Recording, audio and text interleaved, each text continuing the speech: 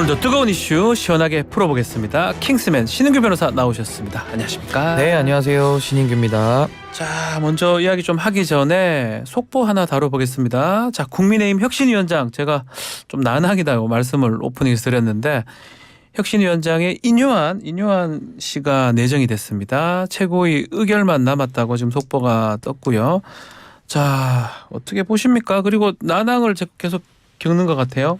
예, 국민의힘에서 이제 김기현 대표 체제 2기를 시작하면서 혁신위원회를 띄웠는데요. 아무래도 혁신위원장을 많은 후보들이 고사하면서 이제 후보 구하는데 어려움을 겪었지만은 이제 인요한 씨를 이제 혁신위원장으로 이제 선임을 했다는 속보가 나오고 있는데 이분은 이제 외국인이지만 사실은 이제 한국 사람입니다.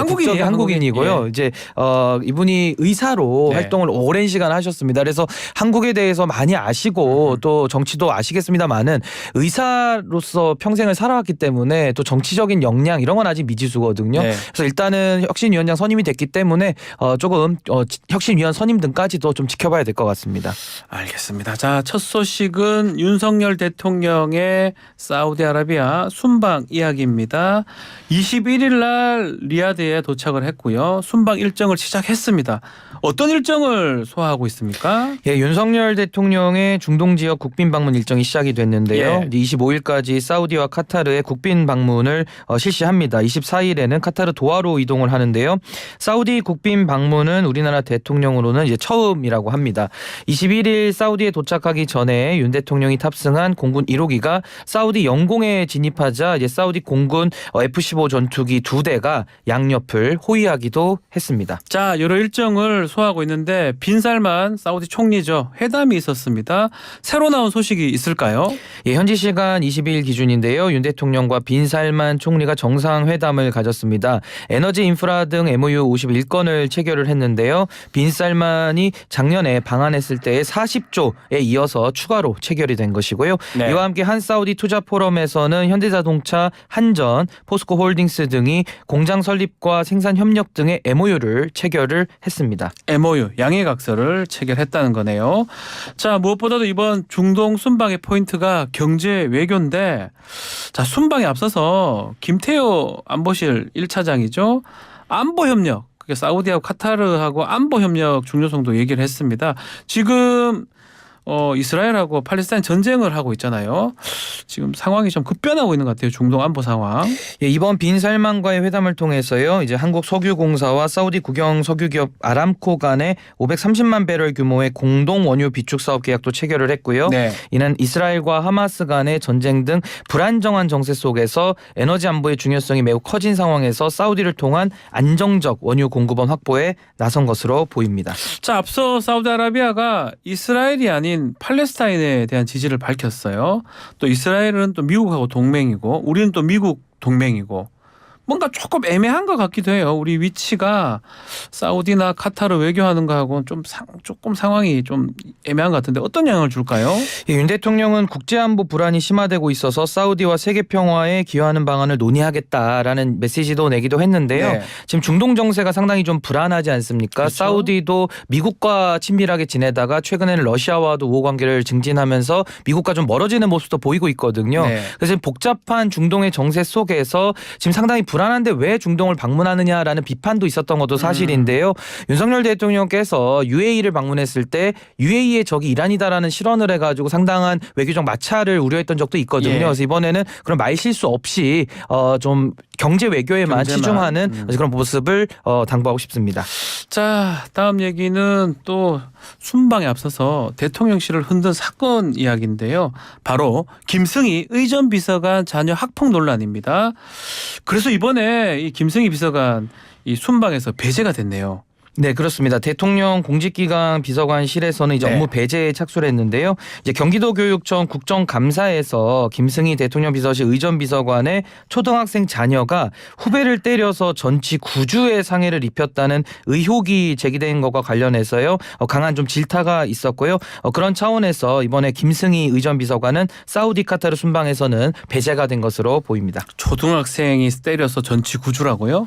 우리 신인규 변호사 저나 뭐 이렇게 변호사를 하다 보니까 전치에 대한 개념인데 9주면 골절 이상이 돼야 될 것 같은데 상당한 부상인데요. 자, 이게 경기교육청 국감에서 밝혀진 사실인가요? 예, 그렇습니다. 국회 교육위의 야당 간사인 더불어민주당 김영호 의원은요, 국정감사에서 김 비서관의 초등학교 3학년 자녀가 1학년 낮은 2학년의 학생을 폭행을 해가지고 이제 구주에 상해를 입혔고 출석 정지 조치를 받았다고 밝혔습니다. 구주. 얼마나 심한 폭행이었길래 구주까지 나왔을까요? 초등학생끼리 구주. 참 보기 드문데.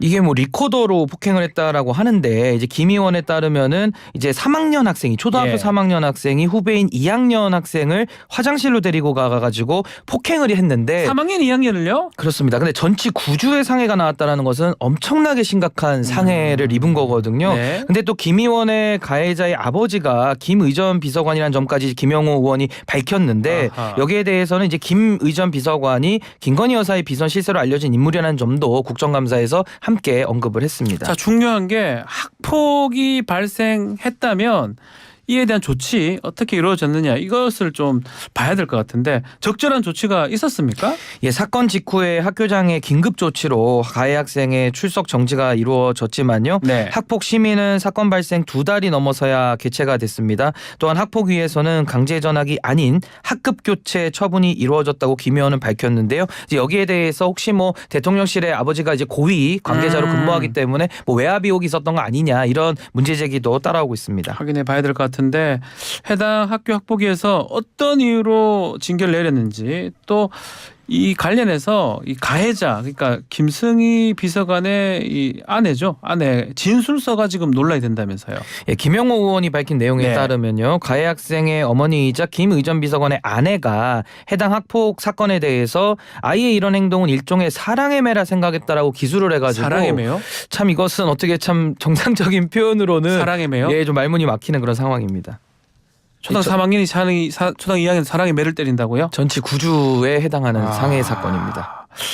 자, 이렇게 사우디 순방에서 뭐 지금 김승희 의전 비서관 뭐 지금 핵심으로 알려진 분인데 이렇게 배제를 시켰다는 거는 결국 대통령 의중 아니겠습니까? 그냥 넘길 수는 없다 이런 뜻인가요? 예, 아무래도 이제 사안의 충격성이 너무 크다 보니까 이제 대통령실이 국정감사에서 문제제기가 되자마자 이제 조치를 취했는데요. 이제 김승희 의전 비서관은 김일범 의전 비서관 후임으로 그렇죠. 이제 선임행정관을 하다가 이제 승진을 한 케이스인데 김일범 비서관에 나가고 그렇죠. 그 후임으로 이제 바로 승진을 한 케이스인데 이제 김건희 여사와 뭐 대학원 동문 출신이다 이제 이런 얘기들이 나오면서 이제 김건희 여사의 인사 영향력에 대한 문제 제기가 비롯됐던 그 인물이거든요. 네. 그렇기 때문에 윤석열 대통령도 여러 가지 논란들을 고려해서 아주 신속하게 사표를 수리하고 내용을 정리하려는 이제 그런 움직임을 보인 것으로 보입니다. 최근에 반성하겠다, 민생 챙기겠다 이렇게 대통령실에서 말을 했잖아요.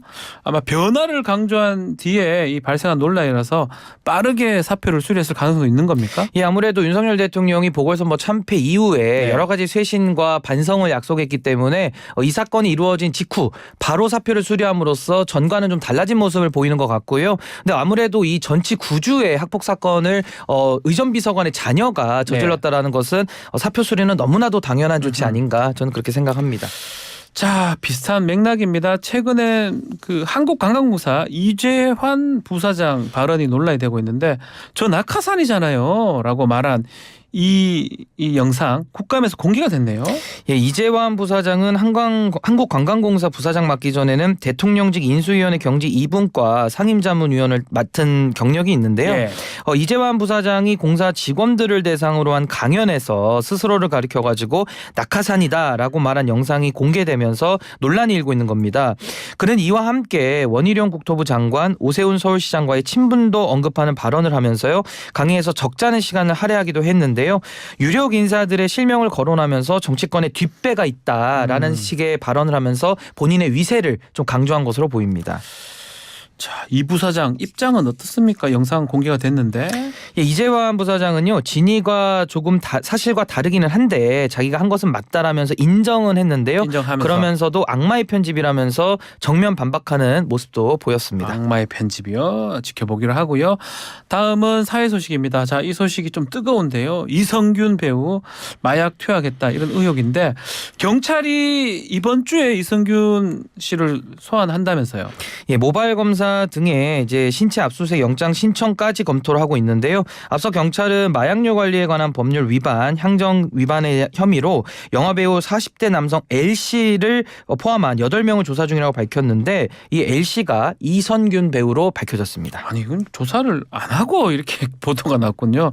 저희가 마약 사건 하다 보면 그냥 불러서 간이 검사해 보면 다 나오거든요. 또 그 모발 검사를 해보면 한 2, 3주, 일주 있으면 나오는데 어쨌든 간에 지금 이성균 씨 측은 해당 의혹에 대해서 사실관계를 파악한다 이렇게 얘기하고 있는데 경찰이 조사한다 이건 어떻게 봐야 됩니까? 그러니까 일단은 지금 현재 내사 단계로 내사다. 보이고 네. 여기서 이제 여러 가지 압수수색 영장 청구하고 한다라는 조치인데 결국에는 이제 다음 주 중에 이성균 씨를 이제 소환을 해서 네. 조사를 한다고 하거든요. 이번주입니다. 예, 이번 주입니다. 예, 그렇습니다. 그렇기 때문에 앵커께서 말씀하신 대로 이제 모발 검사나 여러 가지 그 객관적인 자료들을 통해서 이 마약 투여 혐의에 네. 대해서는 결과가 신속하게 나올 것으로 확인이 보입니다. 가능할 것 같은데 함께 수사받는 사람들이 좀 유명한 사람들이 있다면서요? 예, 재벌 3세와 연예인 지망생인데요. 익히 잘 알려진 마약정과 이제 황하나 씨와 한서희 씨가 이성균 배우와 함께 또 수사선상에 올랐습니다. 아하. 황하나 씨는 남양유업 창업주의 손녀고요. 한서희 씨는 가수 연습생 출신인데요.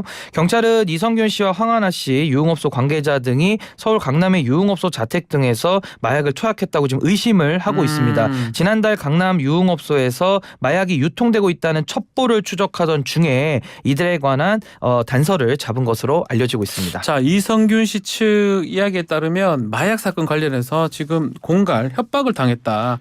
그런 얘기를 했었는데 그렇다면 지금 황하나 지금 한서희 씨 이 사람들하고 관련도 있을까요? 그래서 이 부분은 아직 더 알려지진 예. 않아서 추가로 좀 밝혀져야 되긴 하는데 이제 이성균 씨가 이 마약 투약 혐의에 대해서 좀 이제 경찰에 신고한다라는 등의 공갈 협박을 좀 받았다라고 해서 한 3억 5천만 원 정도의 금전을 이제 뭐 송금을 했다 이런 식인데 예. 여기에 대해서는 이것이 협박인지 아니면 또 공갈에도 해당이 되는지 여부는 조금 더 조사 결과를 지켜봐야 될 것 같습니다. 자, 그나저나 이성균 씨 마약 내사 소식이 전해지자 이 광고계 영화계에 이제 비상이 걸렸어요. 예, 그렇습니다. 주연을 맡은 영화 중에 공개되지 않은 작품 등이 있는데요. 예. 여러 작품들이 지금 그 개봉이 불투명한 상황이고 아하. 또 노웨이 아웃이라는 새 드라마 촬영도 이제 물 건너 간 것으로 보입니다. 네. 이와 함께 이성균을 모델로 하는 광고주들은 카피를 변경하거나 내리는 등 빠르게 이성균 씨와 손절을 하고 있는 그런 상황입니다. 손절을 하고 있다. 그렇지만 뭐 결과는 아마 지켜봐야 될 것 같고요. 자, 끝으로 짧게 최근 확산하고 있는 럼프 스킨병 소식을 좀 전해드리겠습니다. 자, 이름도 좀 어렵습니다. 럼프 스킨병. 이게 좀 청취자 여러분들도 낯선 단어 같은데 어떤 병입니까 이거? 예, 일종의 그 소가 걸리는 수두 바이러스인데요. 이제 혹 덩어리를 뜻하는 럼피와 피부를 의미하는 스킨의 합성어로 알려져 있습니다. 럼프 스킨병. 그 소가 지금 걸리는 그런 병이라는 건데 첫 확진 사례가 충남 서산에서 나왔어요. 그게 20일이었어요. 이어서 다음 날 경기도 평택. 또 그리고 이게 전국적으로 퍼지는 거 아니냐 우려의 목소리가 나오는 것 같습니다. 예, 충남 서산 경기도 평택에서 확진 그리고 당진 등에서도 의심 사례가 나오고 있어서 전방위적인 검사가 진행 중인데요. 경기도 평택의 경우에도 첫 번째 검사에서 양성이 나온 뒤에 해당 농가에서 사육하고 있던 젖소 92마리를 모두 도살 처분하기로 결정했습니다. 자, 무엇보다도 이제 우려하는 부분 이게 또 전파력이 얼마나 강한지 또 이게 또 사람한테 혹시 전염이 되는지 이런 것도 좀 중요하지 않을까요? 예, 그렇습니다. 일단 럼프 스킨병은요 사람에게는 전염이 되지 않는 아하. 비인수 공통 질병이라고 하고요. 예, 그래서 사람에게 전염 가능성은 없는 것으로 보입니다. 자, 뭐 아무래도 이럴 때 가장 중요한 게 예방이 아닐까 싶습니다. 확진 사례가 나온 농장 반경 500m 이내에 방역을 강화하고 10km 이내에 343개의 농가에서 사육 중인 소 2만 3천 마리 이동을 제한한다고 합니다. 더 이상 확진 사례가 없도록 철저한 관리 감독 필요할 때라고 생각이 듭니다. 자, 오늘 킹스맨은 여기까지 하겠습니다. 신은규 변호사 감사합니다. 네, 감사합니다. 1부 마치겠습니다.